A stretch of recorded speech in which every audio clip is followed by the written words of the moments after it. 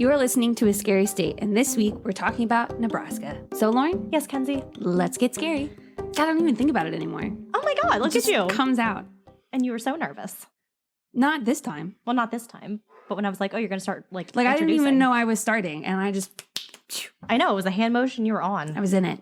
In it to win it. Hey, dude. He's proud of me, too. He is proud of you, and he wants snacks. So I have a friend. Oh, it's so sad. They went all through COVID without getting COVID. They got it for the first time in October. And then 3 months later, right when they were going to get the vaccine, he gets it again. We feel bad about that one. I feel so bad. We feel bad about that one. I feel so bad. Oh, poor buddy. I'm like, you went 3 years, almost 4 years without getting it. Yep. And then you get it twice in 3 months. Yeah, that's insane. I know. Oh, you know the thing I'm kind of worried about? What? Is at least since 2000. Was it 23 years or 24 years ago? Yeah. So Okay. leap years, not good. 2000, Y2K, 2004, Bush got voted again. Okay, 2008. 2008, the stock market, the housing market, our whole economic system crashed again, and we were back in a recession. 2012. The world was supposed to end. 2016. Trump got voted. Damn. And all those celebrities died that year. Fucking monkey started this like death train of all these famous people. Yeah, and then 2020 was COVID. Mm-hmm. Oh no. Damn. The universe likes to make us feel comfy up until about March. If we can get through March. But what's interesting too, so election year is always a leap year? No, well, a presidential one, yes. Yeah, well, yeah. Yeah. Big election. Huh. I guess so, yeah. Wild. I don't like that very much. Yep. Well, this is the year of manifesting. So we're going to manifest that it's not going to follow the 4-year thing. This will be different. This is when we break the curse. Yes. Like the curse, the curse of the Bambino.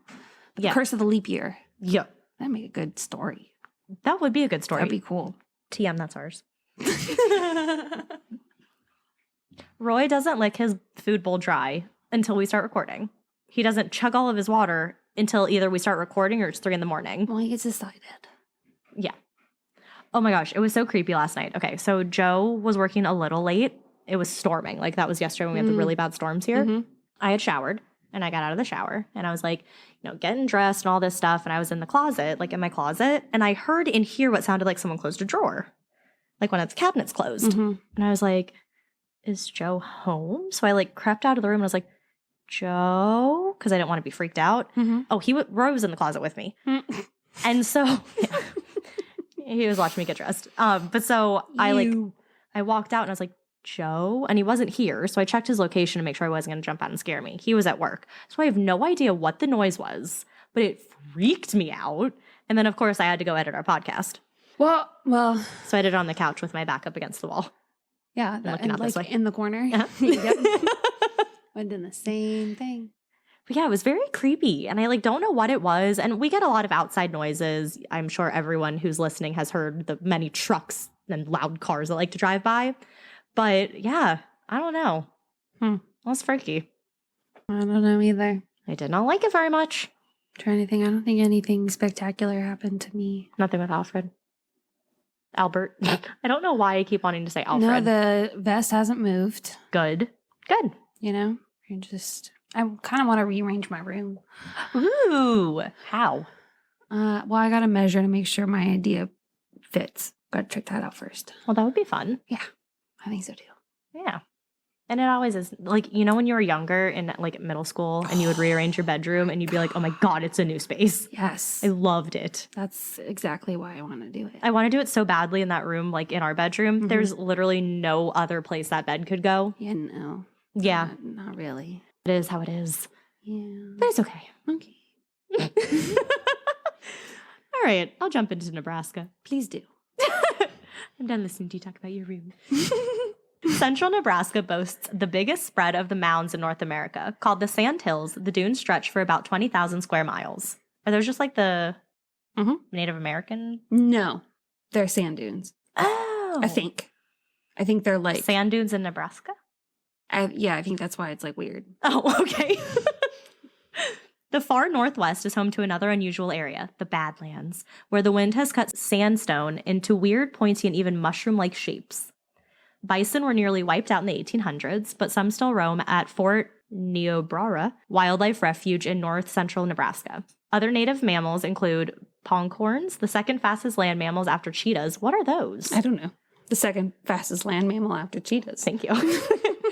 Antelopes, coyotes, jackrabbits, and prairie dogs. Oh, I think they're Are they small? they're like, no, they look like deer. They're the deer family. I don't picture those to be in Well. Nebraska. I picture them to be on like a safari. Well, that's how they know that they're faster than cheetahs. Oh! It's a picture of one running away from a cheetah. It's really good scientific research they did there. Well, it says that it's indigenous to Western and Central North America. I don't know what the fuck it's doing in Africa. Or why would there be a cheetah here, you know? I guess. Seems too hot for them. They look like furry dudes. It looks a little hot for them to be in the savannah.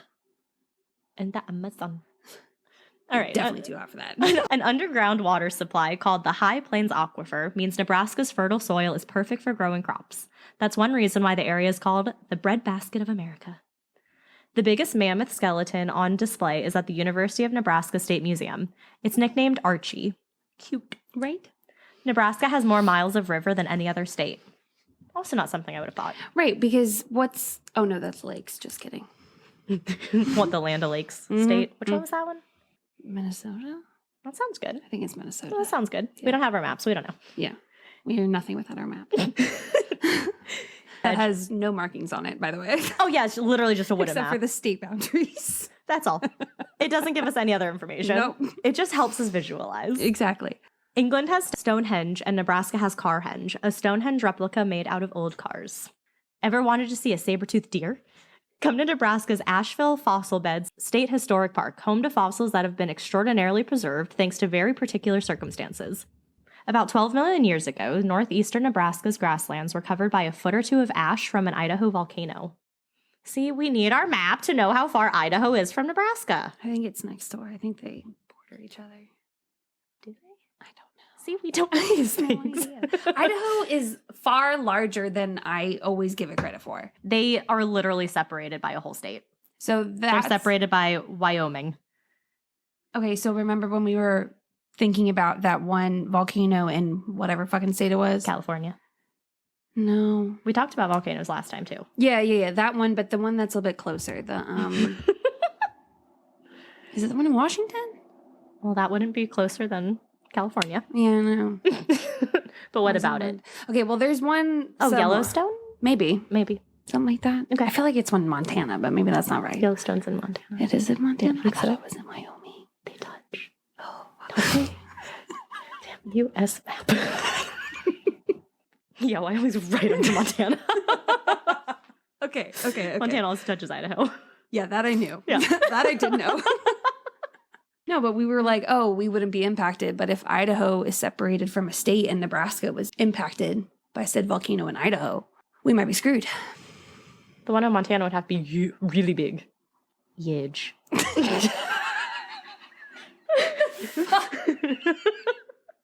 What was that? It's Donald Trump. That was beautiful.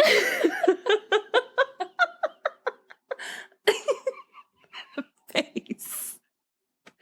Oh, God. Okay. Whew. Okay, so back to the volcano. The area's animals started to consume the ash and slowly began to die. Many of the bodies... Stop laughing. I don't even know if I could mimic you properly. The face. Oh my God, my sides hurt. Okay. Oh, I'm sweating. Whew. Okay. Carry on. Okay. Just can't look at you. We're talking about death, Mackenzie. Okay. We're talking about a volcano. Well, The animals consumed the ash and began to die. Yeah, that. Many of the bodies collected in a watering hole where the billowing ash covered their bodies and preserved their death positions, creating an eerie ecological snapshot in time. The fossil beds were discovered in recent decades, and fossil digs are conducted regularly. Rhino and tortoise are common finds. If you visit the park's Hubbard Rhino Barn to see the fossils preserved as they died and to watch excavations being carried out in front of you. A lucky few applicants are accepted each year to join a fossil dig. Ooh. The Lyde Jungle, located in Omaha, is the world's largest indoor rainforest. I wonder how big it is. Yeah, I didn't look that part up. Because the Baltimore Aquarium has an indoor forest as well. Yeah, but the Baltimore Aquarium doesn't have sea otters. I know. I'm sorry. Yeah. The Union Pacific's Bailey Yards in North Platte is the largest rail classification complex in the world. What does that mean? Like railways? It's like a big complex for the railroad system, and I guess it's the biggest. Like think of like like an airplane hangar where they have, I think it's like that, but for trains. Oh, okay. Nebraska has more underground water reserves than any other state in the continental U.S. The largest porch swing in the world is located in Hebron, Nebraska, and it can seat 25 adults. The world's largest hand-planted forest is Halsey National Forest near Theedford, Nebraska. Cozad, Nebraska is located on the 100th meridian where the humid east meets the arid west. Is that the exact middle? Is that what it is? The 100th meridian. Oh, that's different. It goes, prime meridian I think goes this way. So I think it's the ones that go around, but I could be wrong. The 911 system of emergency communications, now used nationwide, was developed and first used in Lincoln, Nebraska. How cool. Nebraska was the first state to complete its segment of the nation's mainland interstate system, a 455-mile stretch of 4-lane highway. I wonder if that's part of Route 66. Probably. Probably. Nebraska is both the nation's largest producer and user of center pivot irrigation. See, this is good. It builds some background knowledge for my story. Oh, good. Very important that we knew about irrigation. Honestly, it's going to come up. So it's good to know. If you don't know what it is, it's when you dig a bunch of ditches to help water flow to crops. If anyone watches The Office, there's an episode where Pam and Jim go to visit Dwight's beet farm and they stay the night and he asks them what room they want. There's like U.S., night sky, or irrigation, and they sleep in the irrigation room. There you go. Office. Did that help you know what an irrigation was? No, I already knew what it was. Oh, okay. Hence, so when they chose the irrigation room over night room, I would have chosen the night room. Was there like a big ditch filled with water? No, there were different pipes and stuff all throughout the room. There we go. That's what I was wondering. Oh, very funny. So what was the update with the Colonial Parkway murders? I know, and Kenzie? here I'm like, I don't have anything to talk about. I know. Okay, so I went on to Twitter, and I will always call it Twitter, and even if you try to correct me, I won't care. Well, because people are always like X, formerly known as Twitter. It's like, you're still saying Twitter. I'm just going to say Twitter mostly because I don't like Elon Musk. Good. Yeah, I don't either. So, the local news station around where like Lauren and I live posted an announcement that apparently some small-time fisherman who died in 2017 has been linked to 3 cold case homicides in Virginia from the 1980s. Like that he committed them? Mm-hmm. And 2 were among a series of unsolved slayings of couples known as the Colonial Parkway murders. So they think it's him? Or they have like They proof? said that if he was alive, that they would be charging him. Yeah. Damn! Yeah. So one of them is a cold case that was also from the 80s, but it didn't have anything to do with the Colonial Parkway murders. Remember, there's also that one couple that they never found the body. Yeah. They're pretty sure that he at least is responsible for the couple. It was like their first date, David Knobling and Robin Edwards. Oh, yeah. Mm-hmm. So he's linked to them, but they don't say how. They don't say what the evidence is. That was going to be my next question. I think it's something with DNA because they said that like they were able to obtain his DNA. Oh. And so he drowned? That's how he died? Let's see. It just says he died at age 63. Damn. Doesn't say how. He owned a small fishing boat named the Denny Wade, which he often lived on while it was docked at marinas along the many waterways of southeastern Virginia. He made a living through clamming and oystering, but also ran a small business called Better Tree Service. They don't say how he died or anything like that, or why they all of a sudden they were like, this guy, let's test his DNA. God, I hope they bring out more information. Yeah. If they do, they're can still working to cover like it. piece together his movements to see how they line up with The murders. the murders. But he has been at least linked to Teresa Lynn Spa. She was by herself. She wasn't on the Colonial Parkway, but it happened in 1989. So it was around the same time. Dang. Yeah. Well, if we get more information, we'll keep updating. And we can do what we did that one time where we each covered like a little bit of a case. Yeah. Before our episode starts. So hopefully they tell us more. This was just posted yesterday morning. Wild. Yeah. Wow. Yeah. I texted Lauren. I was like, I have a case update. That's really cool. Yeah. So at least one of them is now solved. Well, one of like, it's two people, but right. One case is solved. Okay. In terms of encompassing both of them. Right. So, well, hey, it's something. It's something. DNA. All right. She's a fickle bitch. Every time I watch my crime shows now, and they're like, we're going to take your DNA. I'm like, don't do it. Don't let them. Don't put yourself in this system. Except I allowed my DNA to be used. We did like 23andMe for Christmas, and you get the option to like allow your DNA to be used by cops if it's needed for like familial DNA. And I was like, sure. See, I just want to know that I have a little bit of wiggle room to commit a crime if I wanted to. Not that I'm going to, but I am just the type of person. You want the option. I don't like being told I can't do something. I don't mind not doing it, but if I choose not to do it. Right. You don't want someone telling you can't do it. Yeah. This is why I could never join like the military or whatever. No, you could not. Because, guns are scary and I just don't take people telling me what to do very well. And I don't like being yelled at. Yeah. That one thing you posted. Mackenzie posted a picture and it was like, what did it say? It was like something like, for the amount of screaming I listen to in my music, I sure don't like to be screamed at. I thought that was so funny. Right? I knew you'd appreciate it. All right. So what tea you pouring, Lauren? Boom. You're just on it today. All right. So I said, welcome to Nebraska, where I kept finding interesting tales that continue to be short stories. So tonight I will regale you with a few short tales about strange things that have happened in Nebraska. Love it. You get a little mix of everything. To find the place known as Devil's Canyon, you will need to drive down a dirt road located 7 miles north of McCook on East 11th Street. The legend of Devil's Canyon goes that over 100 years ago, a man killed his wife and his kids in the canyon before killing himself. His ghost is commonly seen in the canyon and has been given the nickname of the Duke.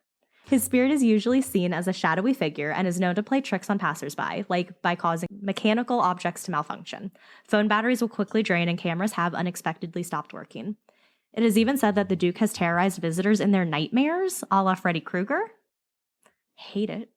And as it goes, there's another legend that says, of course, that the canyon is a popular space for Satanists or for satanic worship and black magic. Apparently, there's a cave-like hole in the canyon that may be the source of the evil that has helped power the Satanists and the black magic. Oh. And that is all we have on Devil's Canyon. So see, I was like, Devil's Canyon does sound so cool. There was so much information, so many websites. All of them said that information. Yep. So then I had to find something else. So this one is... I'm surprised that there was no gateway to hell. I know! In Devil's Canyon. I was waiting. You would think that the cave is the gateway to hell if it's going to be the Devil's Canyon. But apparently, like, super, like, undramatic, the canyon, like, that cave is starting to get, like, worn away, and so it's not really there anymore. Oh. Yeah, so Devil's Canyon really gave me half a page, and I was like, that's it. It's because it's, like, slowly not becoming Devil's Canyon anymore. Yeah. Yeah. So... the portal is closing. Yeah, it's like, we're done here. All right, so this one is titled Meth 911 Call. Oh. Yeah. I'm intrigued. I'm extra intrigued because I don't know what's funny yet. A huge snowstorm.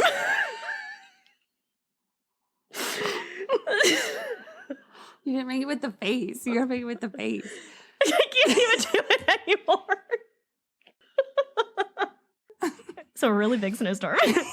I literally wrote my notes huge. It was just too good. Okay. Huge. It hit Nebraska on January 4th, 2005, as Janelle Hornickel and her boyfriend Michael Wamsley, both 20, were driving home. Hornickel and Wamsley had been dating for about a year at this point, though they had known each other since the 7th grade. One of Hornickel's former college roommates said, quote, he, meaning Wamsley, was great. They were always together. Janelle would get up at 5 a.m. every morning to talk to him on the phone before he went to work. That's real dedicated girlfriend stuff. They both worked at the same telemarketing company. But along with working, Hornickel was a junior at Creighton University in Omaha. She was in a sorority and in a business fraternity. Her family often described her as a star student and athlete, as she was also part of drama club, sang in the choir, and was a cheerleader. Wamsley, on the other hand, had dropped out of high school, and his older brother went on to say that he suspected his brother of using drugs and had even once confronted him about using crystal meth. Oh, no. So anywho, the pair had been pulled over by an officer and were questioned about where they could possibly be going during the storm. Mm-hmm. They said Omaha, which shocked the officer, as that was well over 100 miles away from where they currently were. Oh, my. But the officer pointed them towards Omaha, and the couple continued on their way. Later, the officer said he didn't notice anything unusual about their behavior. So from that point on, 911 received numerous calls from the couple between 2 a.m. and 4:56 a.m. on January 5th, as they were in rural Sarpy County. The pair panicked, called about needing help finding their way home, that their pickup was stuck in the snow and they were lost in a rural area southwest of Omaha. But they were unable to be traced by the operator, as their calls were being bounced off of different cellular telephone towers, making it impossible to trace their exact whereabouts. Oh, shit. At one point, Wamsley said that the pair had come across hundreds of bystanders surrounding them who didn't speak English. What?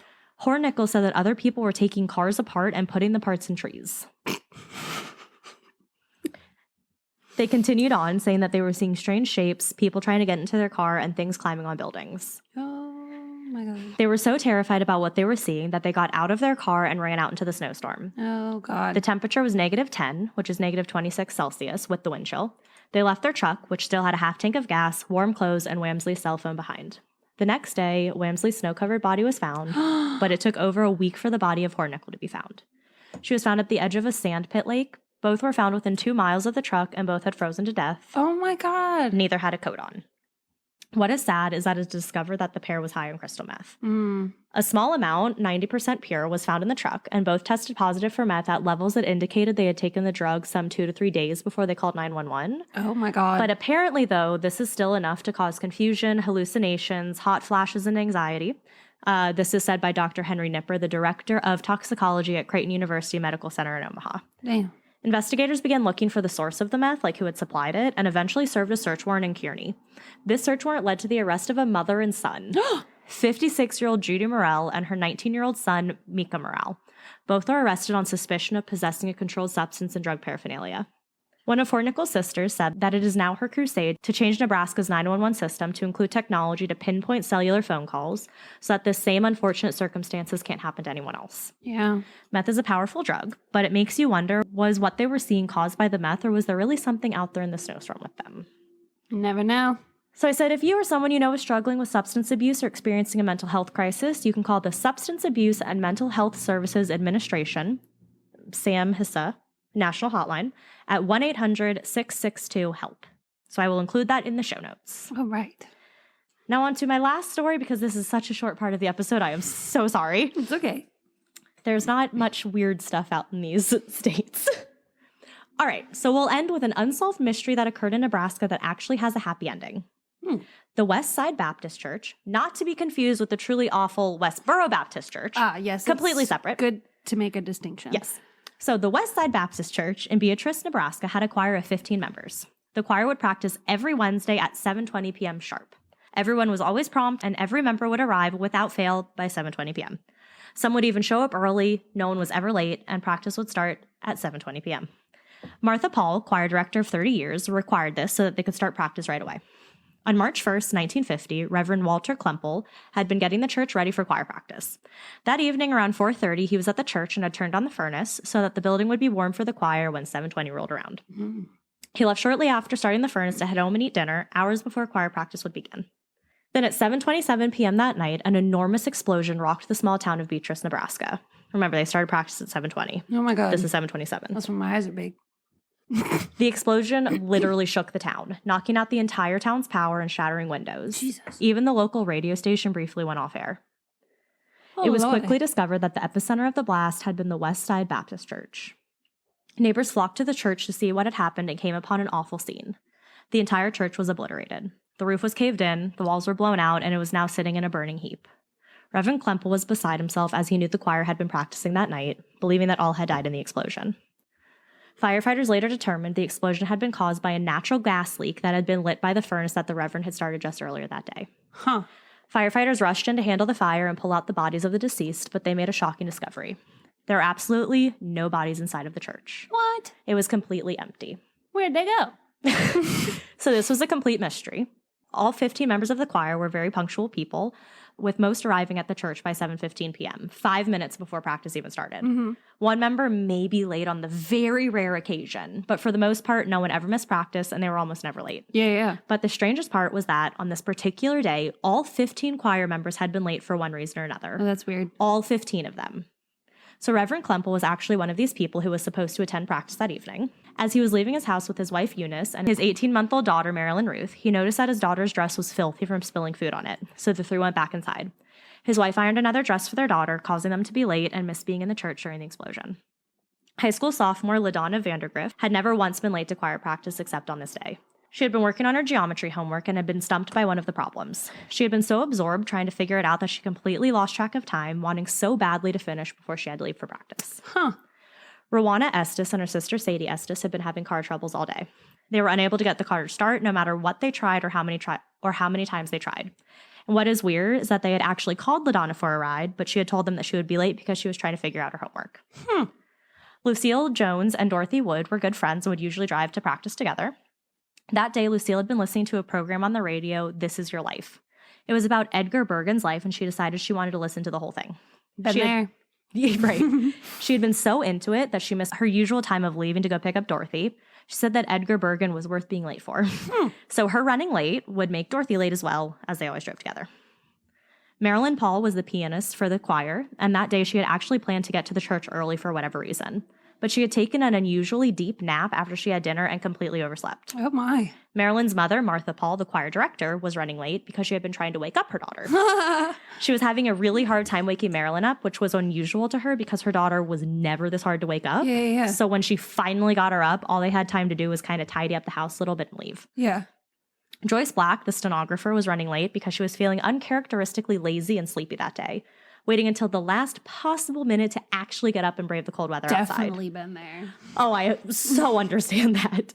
She actually lives so close to the church, right across the street pretty much, that her windows had been blown out by the blast and objects in her home had been thrown around. Oh, shit. Yeah. She said about her lateness, quote, "I was just plain lazy, so I kept putting off going out the door. At last, I couldn't put it off any longer, and when I opened up the door, our church disintegrated." That's fucking terrifying. Mm-hmm. Leonard Schuster and her young daughter Susan would attend practice together as well, but both were late because Schuster had a work call and the two headed to her mother's house to help her get ready for a missionary meeting. Herbert Kipf was running late that day because he had been working on a very important letter to their church's denominational headquarters. His mother was telling him to get going as he was going to be late, but he thought finishing this letter was more important. He decided that on his way... Turns out it was true. Right. So he decided that on his way to practice, he would just go ahead and drop off the letter. He would be late, but he was doing something for the church. He said he, quote, "can't think why, but lingered over it, making him late." Harvey All, the brother of Miss Schuster, was going to be attending practice with his two sons because his wife was out of town, so he was watching the boys. But the three of them started chatting before leaving and lost track of time, which resulted in them leaving the house later than they had planned. Each member of the choir running late for all very specific reasons. This group of 15 has become known as the Lucky 15, all for narrowly avoiding a tragic accident. That's insane. So how is it that all 15, all known for always being on time, even early, were inexplicably and uncharacteristically late? Magic.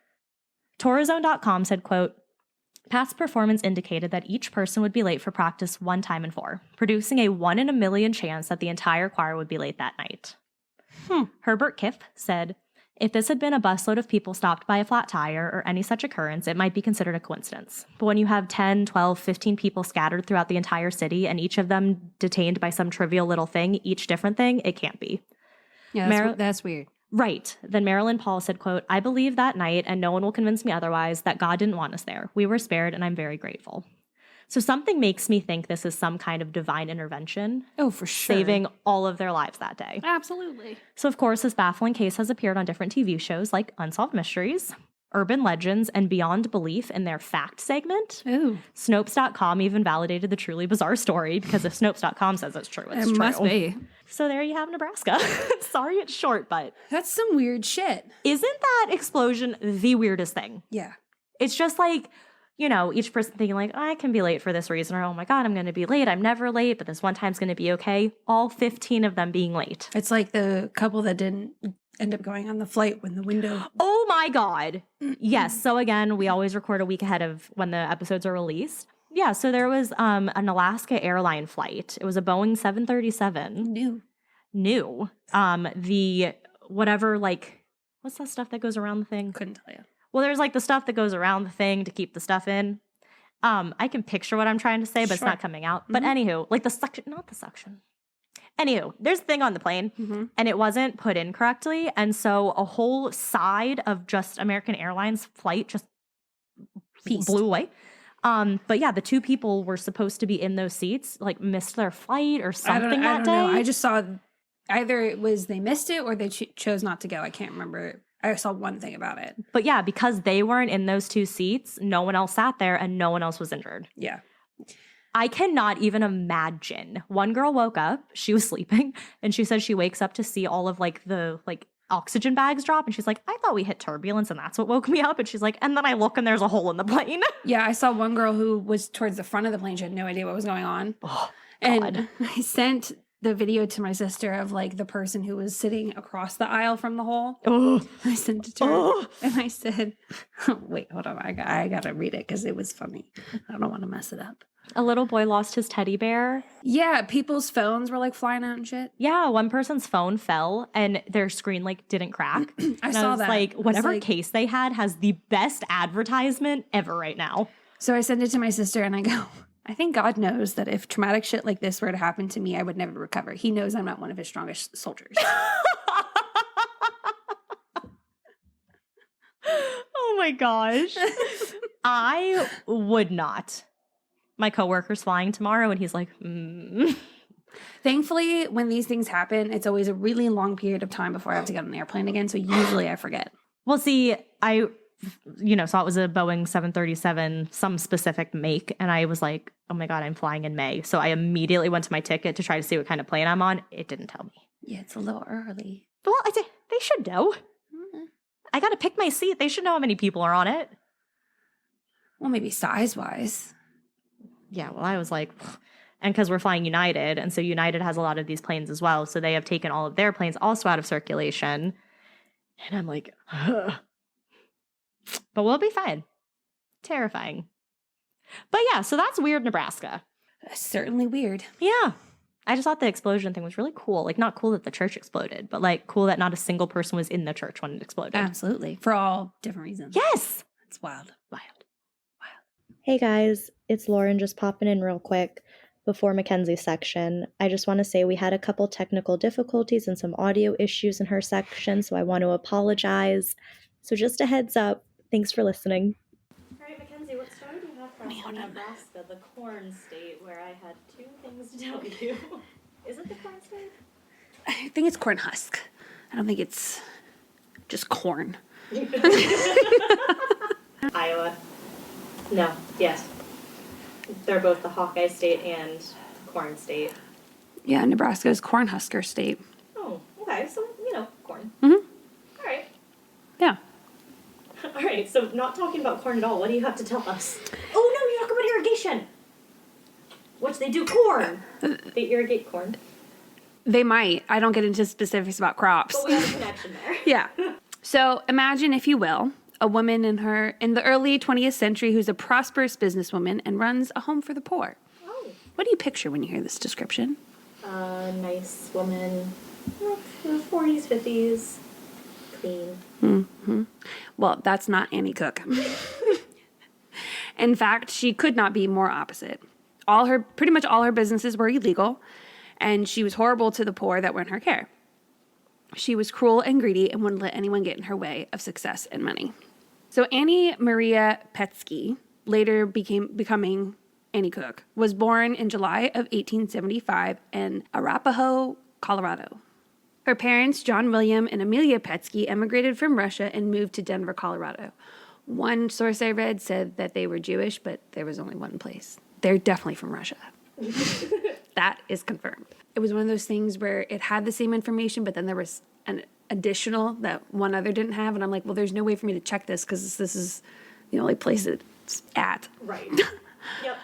So upon arriving to Denver, they opened the Petsky Livery Stable, which is not as gross as it sounds. Okay, because, that doesn't sound great. I might not be saying it right, but it's basically they have this big ass house with stables that people could rent out, and it was the 1800s. They would live in a stable? No, could rent out the stables to people to put their horses. Like they'd rent out. You said rent out for people to rent, and I figured it was assumed for their horse. You said house for the poor, and I was like, oh my god, they put. Annie had the house for the poor. This is her parents. Okay. There's a difference. Well, apparently, because I'm thinking, okay, did they move out all the hay? Did they have their bed in there? Like, how does that work? They rent the stables for the horse. Okay. For people. Connection. They were also respected members of the community. They had 3 boys and 5 girls. Albert, Charles, Elizabeth, or Lizzie, Annie, Celia, Joseph, Margaret, and Maddie. Albert. Yes. Don't worry, our story today only includes 1 sibling, so you do not have to remember the rest. Because I forgot all the other ones except Albert. Well, that's not And good, because he's not the one we talk about. I know. But Yeah. his name, It's because we have connection. Yeah, exactly. All the children were expected to work for the family business, and Annie didn't mind the hard work, but she was bothered by the fact that her brothers made more money than she did, and she worked just as hard, if not harder, than her brothers. Which, same. Pay gap is even back then. Right? This is In her own family. In her own family. In 1892, 33-year-old Frank Cook traveled to Denver to buy some supplies for his newly purchased farm. It was 80 acres just outside Hershey, Nebraska. I think they grew corn. I don't know. While in Denver, Frank boarded his horses, Horses, not people. not people, at the Petsky Livery Stable. It might be livery, for all I know. Livery would make more sense. Like livestock? Versus liver. Well, if you take off the Y, it looks like liver.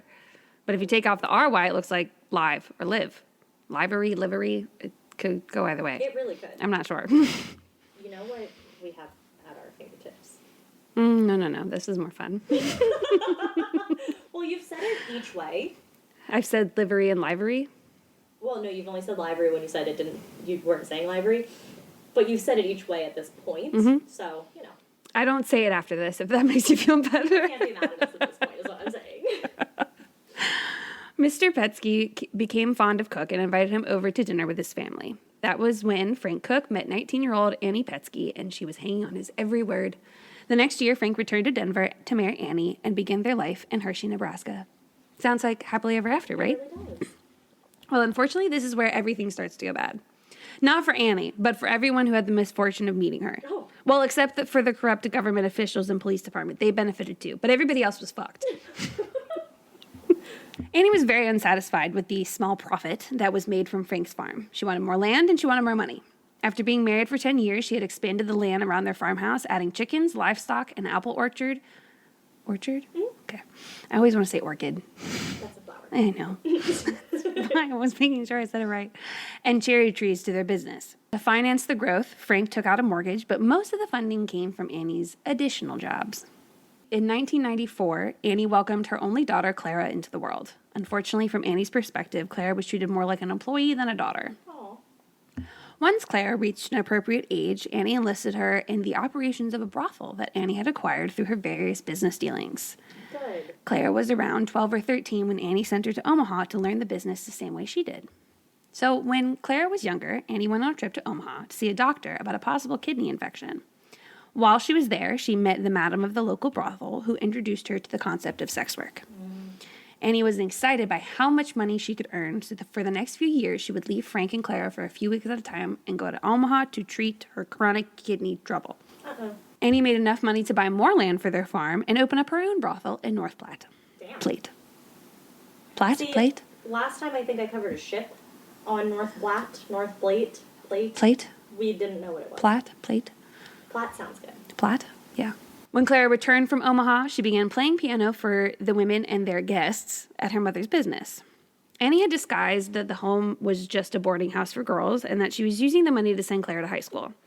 When Clara began working at the boarding house, guests started to inquire about Clara. And how old is Clara at this point? 13, 14? Okay. Maybe 14. How old is Annie at this point? Like God. 20s or 30s? Like late 20s or like early 30s maybe? Yeah. 'Cause I assume she had her pretty young. She had her in 94 and she was born in 75. Oh, she had her in 94? 1894. Okay. I think you said 1994 at one point. Oh, I'm sorry. That's very possible. Okay. Because for a second, The amount of times I wrote 19 and I had to go back, I knew that I was going to say 19. Because at one point I was like, wait, damn, she's my age. No. Okay. Sorry. 1894. Okay. But yeah, 75 to 94. So that's 20? 75 to 94.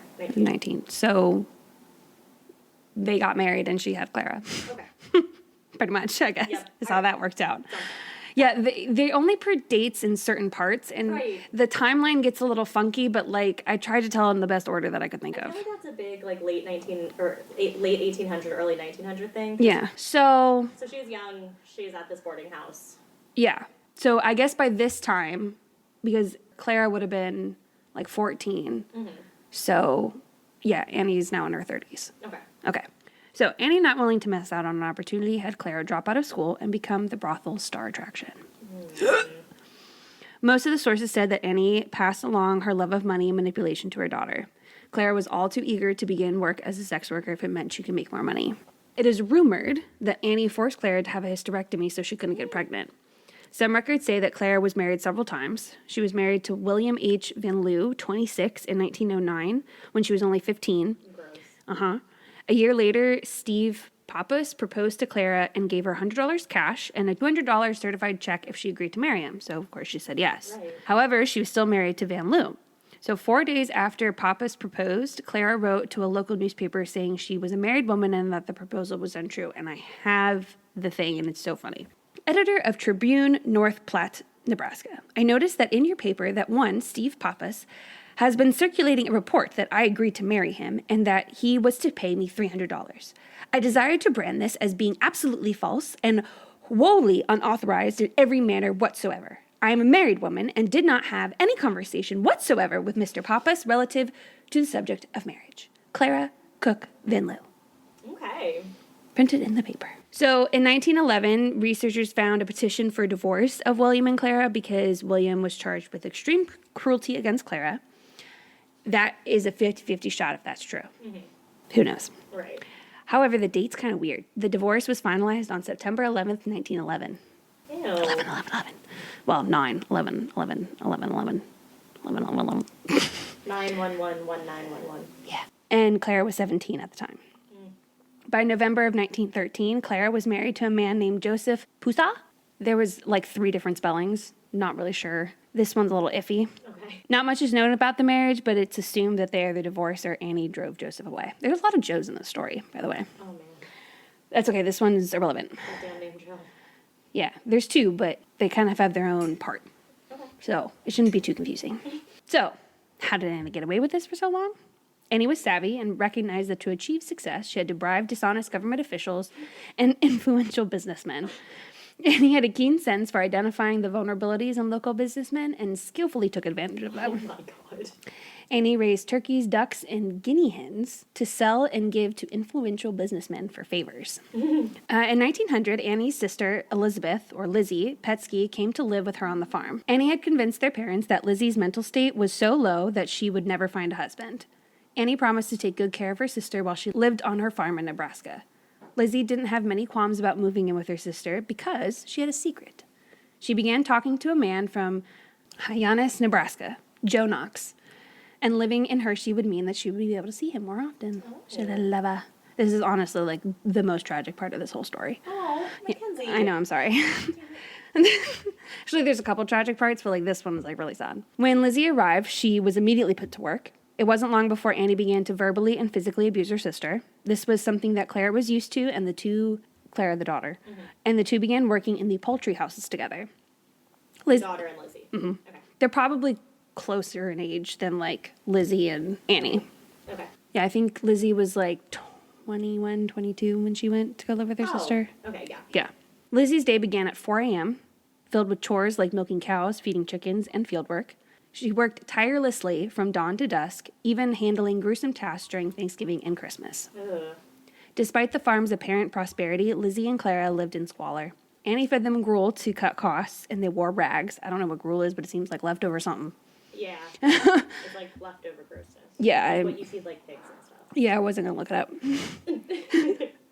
Nothing went to waste on the farm. Every scrap had a purpose in Annie's resourceful eyes. The truth remained hidden behind a facade of generosity towards guests and customers who received top-quality items. And she would take care of herself well. Oh, for sure. The family's occasional visits to the Lutheran church were marked by carefully maintained appearances, contrasting sharply with Lizzie's harsh reality. Guests received perfect apples while Lizzie settled for worm-infested ones. Buyers enjoyed the best-dressed chickens, leaving Lizzie with soup made from discarded parts. Annie's farm, seemingly thriving, concealed a darker reality of exploitation and deception. The only salvation that Lizzie had was checking the mail each day. She was exchanging letters with Joe Knox in secret from her sister Annie. After a year of working on the farm, Lizzie finally shared with Joe about the abuse that she was suffering from her sister. Oh, I guess I probably should have put a trigger warning at the top of this. Trigger warning. Yeah, there's a whole slew of abuse. Well, as long as you say it now. Yeah, sorry. Meant to put that at the top, but it's any and all abuse happen. So, fair warned. One day, while Annie was in town, Joe visited Lizzie on the farm. He promised he would marry her in the spring and get her out of there. True to his word, Lizzie snuck out one day before the sun was even up to meet Joe Knox at the courthouse. The entire way there, Lizzie was terrified that Annie would find her and take her back. Once Joe and Lizzie were married, Lizzie went with him to Hyannis. A few days later, Annie showed up and attempted to use her vanilla voice, is what they called it, to get Lizzie to come back with her. But Lizzie knew better. Eventually, Annie's kindness turned to rage and anger. She began screaming and shouting at Joe, who ordered Annie off their property. Joe told Annie that Lizzie was his wife and she wasn't going anywhere. Annie finally conceded and left to go back to the farm without Lizzie. Lizzie loved life with Joe and his family in Hyannis. She helped his parents with their hotel and stables for horses. The work was a walk in the park compared to when she went through at Annie's. In July of 1902, Lizzie and Joe had their only child, Mary. In 1905, Joe's mother passed away, and they had to sell the hotel. Joe and his father went back to working as ranch hands, and Lizzie stayed at home with Mary. It was around this time that Lizzie received a letter from Annie. Annie wanted Lizzie to come back and to visit. Lizzie thought that maybe her sister had changed and agreed to visit Annie. Lizzie regretted her decision the moment she got in the car. Annie berated Lizzie the entire way back to the farm and immediately put her back to work. Every time Joe would attempt to get Lizzie back, Annie would meet him at the door with her shotgun. Annie ensured that Lizzie didn't receive any of Joe's letters and would trash any letter Lizzie attempted to send to Joe. Aww. There wasn't much Joe could do, given that most of the law enforcement in the county were on Annie's bankroll. Knox eventually gave up and filed for divorce on grounds of abandonment. Mary was around 3 at the time, and Annie sent her to live with one of her brothers in Colorado until she was old enough to work on the farm. Daughter went with Lizzie? Yeah. Oh. I'm assuming she went when Joe wasn't home, and she took Mary with her. Oh, okay. Yeah, because Mary was only 3 at the time. Yeah. So she was little. I don't think Joe would have let her go visit if he knew. Right. So I feel like that's not something she told him. Yeah.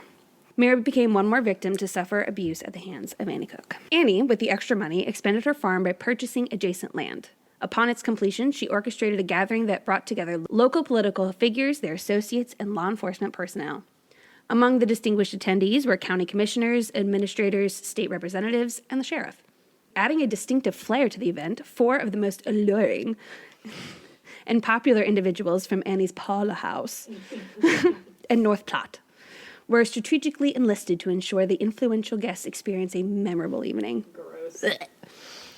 At the party, they... Not for the women who do it because sex work is real work, but because men are gross. Right. Oh, yeah. You know, I was reading one, and it was like saying something about using their bodies as weapons. I was like, I'm with you that Annie's a shitty person, but that's not why.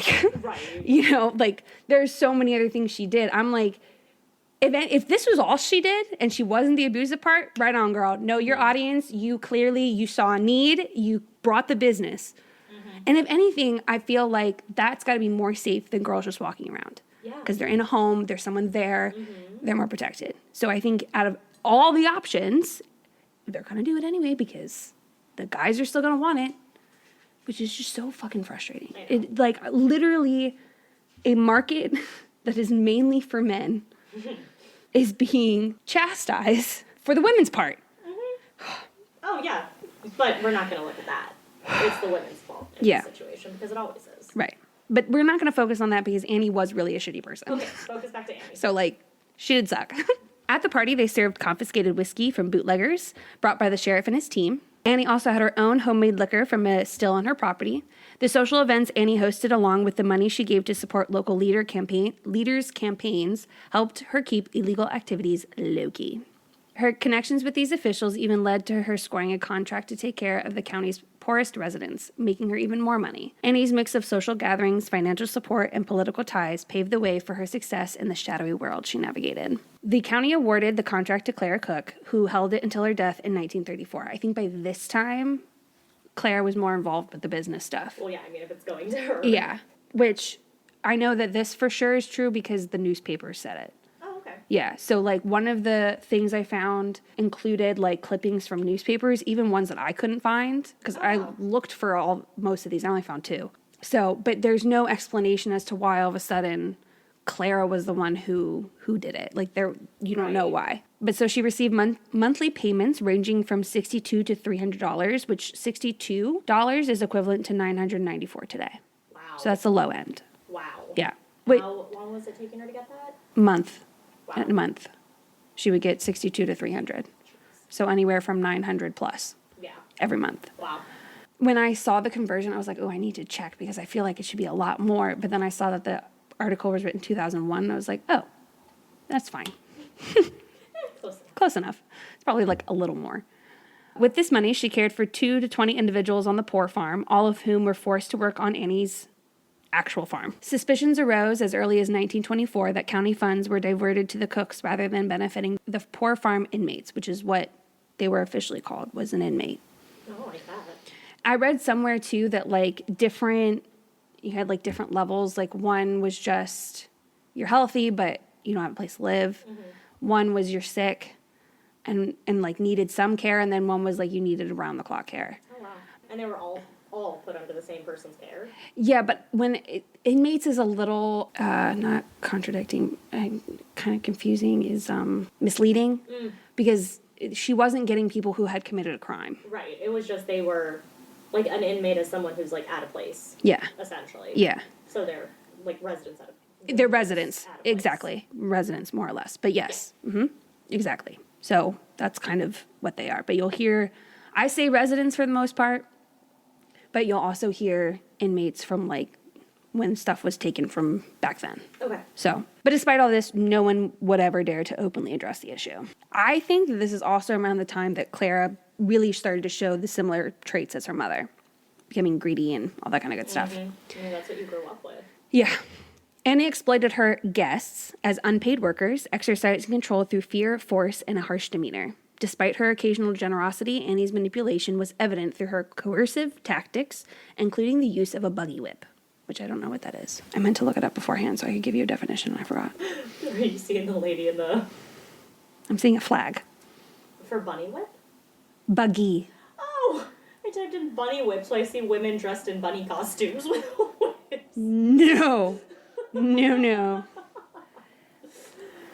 Oh, that's funny. Oh, it's like the whip you have when you ride a horse and buggy. Oh. Mm-hmm. Okay. That's why it's called a buggy whip. Makes a lot of sense. Yep. So why would she have that? To hit the people. Oh my god. Yeah. Many poor farm residents, weary of the harsh treatment, attempted to escape. Those who resisted Annie mysteriously died, some discovered in irrigation ditches. Oh, yeah. Their deaths unquestioned by county officials, labeled as accidental. Oh, yeah.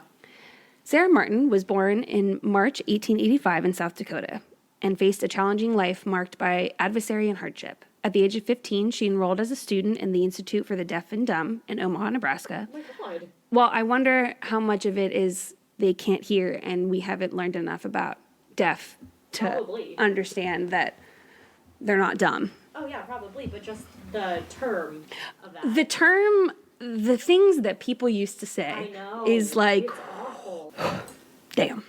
Unfortunately, Sarah became an orphan before completing her education, leading her to take up housekeeping as a means of self-support. Her life took a turn when she became pregnant by the married man of the house where she worked as the housekeeper. Oh, good. Mm-hmm. Following this, she found herself in a home for unwed mothers in Omaha, ultimately giving birth to her son, Joe. Sarah and little Joe eventually ended up in the North Platte poorhouse under the administration of Mrs. Emma Pulver, In 1925, the poorhouse underwent a change in ownership, transitioning from Mrs. Pulver to Clara and Annie Cook. No. The previous owner used dignity and respect when she had the poorhouse. But under the new ownership, Sarah's life descended into misery and torment, particularly at the hands of Annie Cook. Tragically, on September 8th, 1925, Sarah Martin's life came to a suspicious end. Annie claimed that Sarah, who often suffered from headaches, accidentally ingested a bottle of carbolic acid, mistaking it for her headache remedy. Sarah's body was discovered in the darkened room that she shared with her son, Joe. So, she reaches for the wrong one in the dark. Oh. Suspicion arose in the community, fueled by the fact that 2 days before her death, Sarah had petitioned the county judge to allow her and Joe to relocate and work elsewhere. Where's Joe, after she died? We'll get there. Okay. The judge approved the request, granting them the opportunity to move to Phelps County, about 65 miles away, to work as housekeepers for an elderly couple. The timing of Sarah's demise, coupled with her recent plans to leave, raised concerns among community members, including Ada Kelly, a prominent figure in North Platte. What did we say? Platte. Despite suspicions and desires to see Annie Cook held accountable for murder, no tangible evidence or witnesses connected her to Sarah's death, leaving the police unable to take action. Annie adopted Joe into her family, but like everyone else, Joe was forced to work and subject to physical, emotional abuse, and possibly sexual abuse. And wait, who took him in? Annie. Okay, that's what I thought you said. Yeah. Annie would tell Joe that Sarah was nothing but a poor, deaf, and dumb woman. Even in his obituary, it said that he was born to Frank and Annie Cook. Joe worked on the farm until he enlisted in the Army during World War II. The book Evil Obsession, which is a true crime novel about Annie Cook, written by Nellie Snyder Yost in 1991, was mostly based on the interviews with Joe Martin Cook. Wow. Despite the dysfunctional relationship, Joe stayed in touch with Annie throughout his life. He tried to avoid stopping by, but Annie always had a way to manipulate Joe into visiting the farm. He mainly didn't want to visit because he knew he'd be put to work. Right. Yeah. As time went on, Annie's greed and harsh treatment grew. She resented anyone enjoying any sort of pleasure and lashed out against anyone who tried to question her. So one report I read said that Clara was actually very fond of her little brother Joe, and one year had bought him 2 pairs of overalls for Christmas. Joe was elated, but when Annie came into the room and saw how happy he was, she became enraged. She grabbed the overalls and threw them into the potbelly stove that kept the room heated. The damaged overalls devastated little Joe, but Annie was all too pleased to see the child suffer. I read that in one report, but I don't know if that actually happened. I wouldn't put past her. Right. Oh, that's so sad. Everything that was said that I was like, well, this was here and this was there, I'm like, it's not far-fetched. Right, no, not at all. Residents of the poor farm would attempt to run away when Annie had her back turned, busy with public events and prayer meetings. If the sheriff or one of his men found them, they would be returned back to the farm. One day, one of the elderly residents named Pitts tried to escape after only 3 months of living on the farm. His body was later found in an irrigation ditch not far from the farm. Oh my gosh. Another resident, Crip Jensen, had a crippled leg, not sure if name and injury were related. Oh god. Yeah, I don't know. I realized it later that he had a crippled leg and his name was Crip. That's... This was also a story I only saw one place, so I can't confirm if this is a person, if this was their name. If it's someone's we don't know his name. What's about him? Oh, he's crippled. Just call him Crip. That's why I said not sure if the name and injury are related. Crip would also often complain about being hungry and not being allowed to take a bath, which I will never understand because then everyone suffers. Yeah. It's self-inflicting at that point. He disappeared from the farm and was never seen again. Neighbors suspected that he was buried somewhere on the farm. The implication was that Annie killed Jensen and buried him in her apple orchard. Any death that involved people who lived on the farm was deemed an accident, and missing persons cases were labeled as in process. And they were probably always in process. Yep. So, while Annie and her daughter Clara had very similar philosophies about life, they argued on pretty much everything. They most frequently argued about, any guesses? People. What's their drive in life? What's their what? Their drive in life. Money. So they often argued about money. Money! Good job! In 1934, Clara suspiciously died at the age of 38. Clara. So this is an excerpt from Evil Obsession. It says, quote, Liz said, "You won't believe this, but Annie just killed Clara." "How?" said Joe. "Well, they'd been fighting all morning," Liz replied, picking her words carefully. Finally, Clara yelled to Annie, "I don't give a damn what you do," and she run out of the kitchen to the yard here. Then Annie grabbed the lid lifter off the stove and run after her. I came out too, and I saw Annie throw the lifter at Clara. It hit her right here, and Liz put her hand on the right side of her head, a little towards the back, and then paused again, as if it were hard for her to find the right words to go on. Well, then Claire begins to run around the tree, around and around, 2 or 3 sorry. Kenzie. Okay, but it is kind of funny. The way she describes it. And so this is Liz telling the story? Yeah, to Joe. Her husband Joe? Or No, baby the Joe? baby Joe, little Joe. This is like from the book that was like about Annie's life. Right, okay. Because I was like, oh, did she reconnect? Yeah, no, he doesn't come back. Oh. Yeah, sorry. Well, Claire begins to run around this tree, around and around, 2 or 3 times, like a chicken with its head cut off. Oh my God. And then she just fell down dead. But, according to the North Platte Bulletin newspaper, quote, a victim of tragic error, Clara Cook, age 38, died yesterday morning when an inmate at the Poor Farm prepared a dose of disinfectant, Lysol, for her, thinking it was the medicine she had requested. But no one was ever charged for the crime. There are a lot of similarities. Like, oh, it was an accident here. Oh, they took the wrong medicine. Oh, yeah, no, she definitely killed her daughter and totally paid people off to have it covered up. Oh, absolutely. I mean, if she had all of the cops on her payroll. Uh-huh. So Annie continued her ways up until the day she died. When Prohibition ended, didn't even faze her. She decided to venture into banking. And at this time, irrigation companies would use irrigation warrants in order to upgrade the entire system statewide, which I'm assuming went through people's properties. Annie finagled multiple of these warrants and charged the companies 7% interest on the payback of the funds. Wow. I know. She pretty much made up the money that she had lost in bootlegging with these warrants. Annie also claimed double indemnity. There's no fucking way I'm going to be able to read this word. Anyway, she claimed this thing on her daughter's life insurance claim. So according to Wikipedia, this double thing is a clause or provision in a life insurance or accident policy whereby the company agrees to pay the stated multiple, so double, triple, whatever, of the face amount in the contract of cases of death caused by accidental means, which, of course, her death was ruled an accident. Right. So instead of just the $10,000, she was awarded $20,000 and used the money to buy more land. I don't know what that is in today's time because I don't know when the exact date was that she got it. By early 1941, the criminal element that dominated Lincoln County, which is also ironic because apparently it's the county that made 911, so there you go, had mostly dispersed. By then, 63-year-old Annie sold her brothels and her other criminal ventures, making a good amount of money from the irrigation warrants. Annie Cook died on May 27, 1952, from natural causes at age 79. She left all her money to friends, and none to her sister, niece, or adopted son that she had abused over the years. Oh, of course not. Frank Cook, I know, literally useless, and therefore that's why he's not mentioned until now, would often be kind to the guests by singing to them and providing funny entertainment. He disapproved of his wife's behavior, but Frank was not a confrontational man, hence the useless part. But when he became fed up with his overbearing, aggressive, greedy wife, he decided to move out to the barn. Tell him. Yeah. Where he lived until he died from natural causes in 1936. I was like way before her. Yeah. Well, he was 33 and she was 19 when they married. So, Yep. As a teenager, Mary attempted to escape Annie's farm multiple times, but was always brought back by Sheriff Art Salisbury. So, Mary, Lizzie's child. At 22, she had a violent disagreement with Annie, who wanted her to start working in one of her parlor houses, but Mary refused. Annie stabbed her, prompting Mary to flee. Sheriff Lyman Berth, the newly elected official, declared Mary free from returning to Annie's farm due to her age, and he wasn't in her pocket. Good. It was honestly quite lucky because the first guy was pretty much sheriff for like decades, except for this one like 1923 to 1925 window, and that's when she ran away the second time. Wow. And why she didn't have to go back. Where'd she go, like, after she I'll tell you. Mary found refuge with Ada Kelly, the compassionate wife of the North Platte Telegraph editor. Ada helped Mary overcome the abuse that she had endured, and unfortunately, Mary was unsuccessful in her attempts to rescue her mother. She married twice, with her second husband, Lewis Kaufman, being her great love. Lizzie remained at Annie's farm until Annie's death in 1952. Afterwards, Lizzie moved in with Mary and Lewis, bearing the physical and mental scars of years of abuse.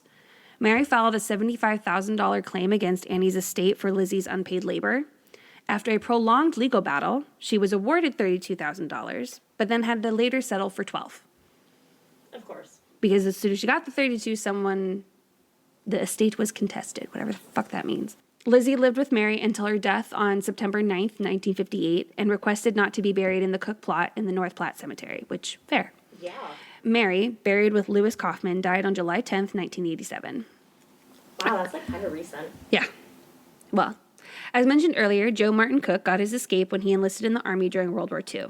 When he left the military, he worked for the Union Pacific Railroad for 40 years. He was a member of the Brotherhood of Locomotive and Engineers, as well as the American Legion. Joe married and had several children, which, according to one report, were both biological and adopted. Oh. I don't know how many kids he had. Joe Martin Cook died on October 21st, 1991, in Kansas City, Missouri, at the age of 72. And that is the horrible story of Annie Cook. Wow. Yeah. The book that's written, so I read a couple excerpts from the author, and she tried to like make sure that most of the major players were all passed before the book came out. Oh. And anyone who like was not good, she changed their names, but the main characters she kept the same. Interesting. And most of what she got was from Joe himself. Interesting. Yeah, so I thought it was interesting that he died in 1991, and that's when the book came out. I don't know which came first. Oh. So that's why, I don't know if, seeing that she said that, I wasn't sure once I saw the year that Joe died, if she waited until he died, and then that's why, you know what I mean? Right, yeah. But, I'm not sure. But she was saying that, like, she really thought she was going to be met with resistance. People were happy to talk about what they went through. Well, I feel like, yeah. Even people who, like, were part of shady sides of things were happy to divulge. Wow. Yeah. So I'd be interested in reading the book, to be honest with you. Yeah. I feel like there's way more to this story. I feel like I've just scratched the surface. Yeah. But it wasn't on Prime, so I didn't want to order the book. I don't blame you. Yeah. But there was supposedly supposed to be a movie, but I think something happened and it's not being. Oh, bummer. But there is, like, you can do a tour of the cemetery that they're all buried in. Oh, that's kind of cool. And they have, like, one of the links in the, whatchamacallit, in my sources is, like, a map of where they're all buried and then, like, the different characters that you'll see. And so it's other people that are, like, Old Town, Lincoln County. But for the most part, it's, like, the people that were mentioned in this story. Interesting. Yeah. Well, nice job telling it. Thank you. I, like, was looking through all our spreadsheets because I was like, there's no way we haven't talked about her. And, okay, I did the exact same thing because when you put Annie Cook, I was like, now why does that name sound so familiar? And then I, like, looked through all of our spreadsheets, looked through our like, articles and stuff, never found it either. And I was like, I guess we haven't seen Well, you had, what was it, Nanny Doss. And so I was like, well, maybe we're thinking Nanny and Annie? I don't know. And then when you started talking about her and Clara and working on the farm, I was like, that sounds just like the candy lady from Texas. And I was like, did she talk about that one too? And then I think also what I thought was, I just looked it up, the main character from the book Misery, her name's Annie Wilkes. And she's, like, very much abusive and crazy as well. There are many evil Annie Cooks. Really? Yeah, if you Google Annie Cook, there's one that comes up, and she owned a few brothels in Nashville, Tennessee. Maybe I've heard her name somewhere, like, his name She's somewhere. definitely, like, if she's got to have been talked about at some point. Has to be. Because, I mean, not that anything is ever confirmed, but essentially she's a serial killer. Yeah. So she's got to have been talked about somewhere.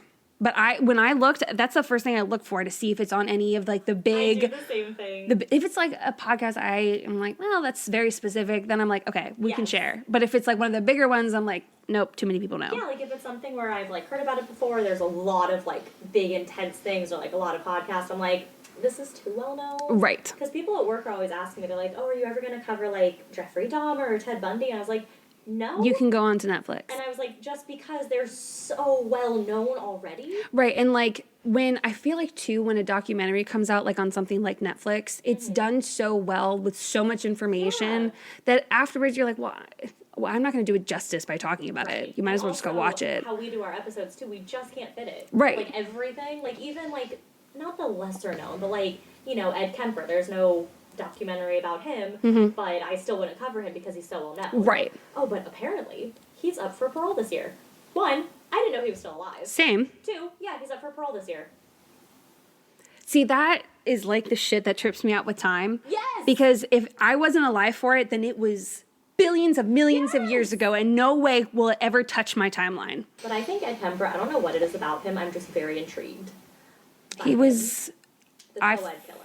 5? No. No. Co-ed killer. So In California, though, right? Probably. I was California. His mom worked in a college, and so he would he would drive people home and kill them, essentially. Yeah. Oh, Vacaville.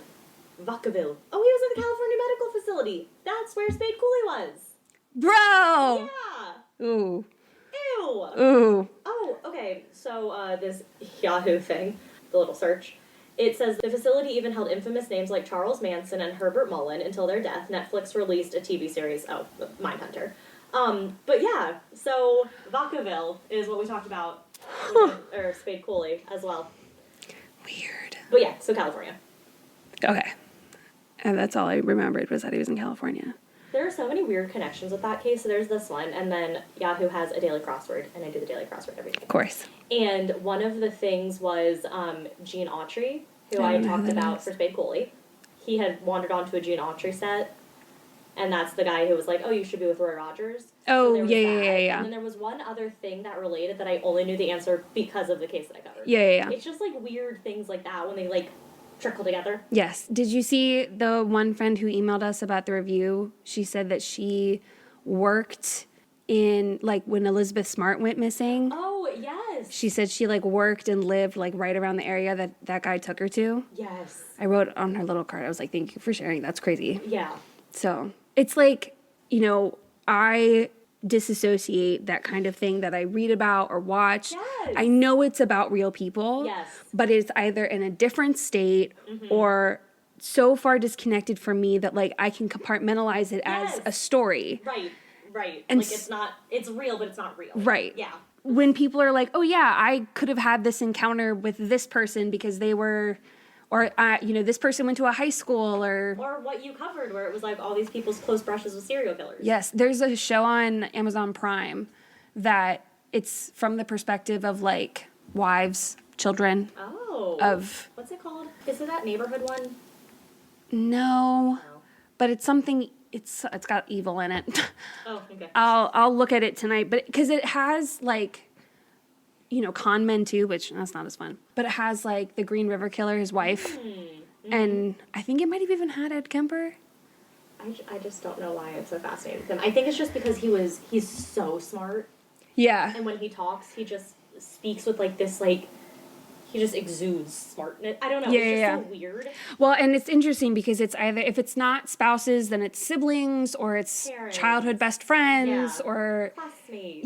Like close enough people with them. Yeah. And just them, like, talking about, like, who they were. It's so weird. It's so fucking weird. Ugh.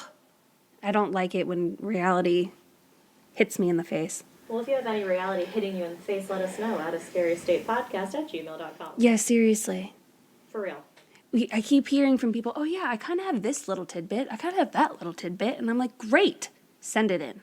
Oh. It can be little. It doesn't have to be big. And if you've sent us in a story, we'll try to remember to email you. But if we don't, email us with your address and we'll send you stickers too. Yes. Oh, my God, please. Thank you for people who are reaching out saying they gave us ratings. Thank you so much. That means a lot. Well, yeah, keep sending us, you rating and reviewing us, you doing any rating, you talking about us. Yeah. Hell, if you like us on Facebook, I don't know. Like Just us on send your address. Facebook. If you repost something on your Instagram or you share something on Facebook. I don't feel like a Facebook like. That's kind of... Share something. Share something, you know, or... Send us your address or wherever you would like something to be sent, and we will send you stickers. Yeah, man. So I guess that's all we have. For now. For now. So stay scared. Stay safe.